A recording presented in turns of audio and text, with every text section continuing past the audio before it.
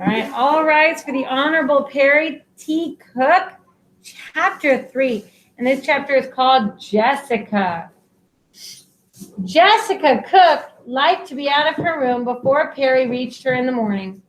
Maybe it was silly. Her boy knew his mom was locked in at night. He knew that she had to wait in the room for morning release, just like any other resident of Blue River. Okay, Luis, make good choices. Okay, second graders, you're about ready to lose it for everyone.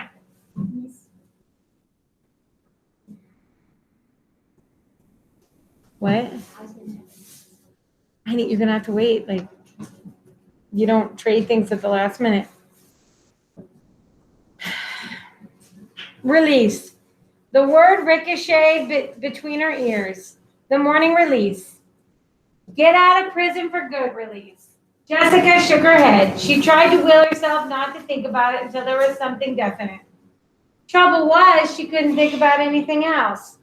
She'd been awake most of the night, and the thought stuck when she did her morning push-ups, crunches, and hamstring stretches on the person-sized mat of floor beside her bed.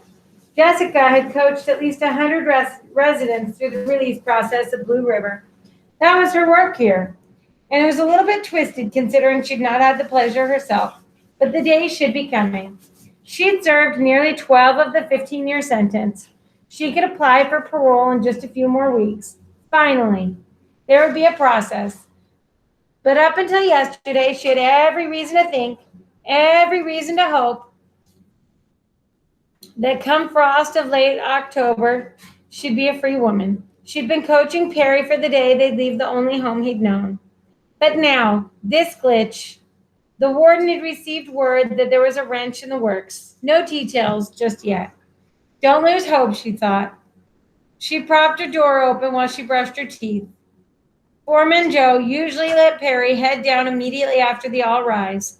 Her boy would be sprinting, and he was fast and getting faster. Minimum security meant that she stayed in a narrow dorm-like room, not a cell behind bars. This was not a crusted prison from the late-night movies. In fact, Blue River was a campus with natural light in some of the common areas and not so horrible color on the walls. Those were all the good things she told herself about the place.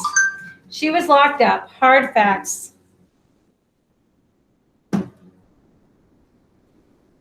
Being assigned to this facility in Surprise had been a spot of good inside a blurry nightmare of bad. The years had been bearable because her boy had lived with her for 11 of them. Such arrangements were unheard of. So lucky. Still, she longed to get him out of here and begin that new life on the outside. When Perry's time would be their own. Jessica spat toothpaste into the saucepan-sized sink at the back of her toilet. She ran the faucet to wash her hands and then quickly pulled her hair into a high ponytail. She checked her bed again, though she'd already tied it tight as a springboard.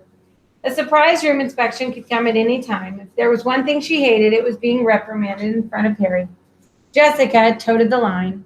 She heard her son's sneakers slapping along the low pile of carpeting, pounding his way towards her. She broke into a grin as she jumped out into the hallway. Perry was arriving, nostrils flaring like a racer and blue eyes wide beneath a cap of dark hair. More and more, he looked like another boy she'd once known. He was beautiful, she thought. His hope was in a new pair of cross trainers. He was hope in a new pair of cross trainers. Jessica opened her arms. Her boy leapt, and she caught him for the swing around, which she was pleased she could still manage, so far. Then, with Perry back on his feet again, the two exchanged good mornings and started down to breakfast. How are you feeling about school? She asked. Nervous, excited. Perry rocked his head side to side as he spoke. Jessica tucked her fingers into his hair for just a moment. I'm feeling the same way for you, she said. But some things won't change. Miss Maya will still pick you up here. Now that you're in the middle of school, you'll see her during the day. Now that you're in middle school, you'll see her during the day. Yep, he said, and Jessica felt her son give a little shrug beside her. They'd already gone over it. Perry was his harder self this morning. She should let it be. I'm glad Zoe's on team 3 with me, Perry offered. Same homeroom. I'm glad too, Jessica said, and she was. This was where Perry's not so ordinary upbringing worried her. There was a stigma of the prison, but also, for a kid, he had a strangely adult social circle, a nearly impossible mix of ragtag and colorful, half lost and fate tossed nonviolent residents of Blue River. Meanwhile, she, his mother, had never been able to meet the one young girl he called his best friend on the outside. When Perry had first mentioned Zoe Samuels, Jessica had pulled Maya Rubin aside and said, "Please tell me she's not imaginary." Maya, Warren Doherty's niece and Perry's main escort on the outside, had promised that yes, Zoe was real. She also remarked that Perry was as good a friend to Jessica as she was to him, or to the girl, sorry, as she was to him. Jessica felt relieved to know he had a friend. That part hadn't been easy. A lot of questions might be asked. Rumors might be whispered behind the slender back of a boy who called a correctional facility home. Well, the day was coming, or was supposed to be coming, that she and Perry would both leave Blue River. Mom, what? Is something wrong? You could Something you could tell me? No, I'm just never going to be a yay September mother, Jessica said as they passed the warden's office. I'm only lending you to the school because I'm nice. I'm really going to miss you today. I've got the camera. I'll bring you pictures. Boy, that was the best gift ever, she said, and not for the first time. The camera was a hand-me-down. The benefactress was Zoe Samuels, who'd somehow ended up with two. The camera had been a boon for a lock-in mother who ached not to be locked out of those hours her son spent on the outside. Jessica and Perry accidentally brushed hands as they walked. He looked up and gave her a comforting half smile. Her boy had not seen her in her tiny locked room this morning. She noted it as a win. It was one of the ways Jessica preserved hope. You do it a lot when you have 15 years to serve, parole after 12 if everything goes right.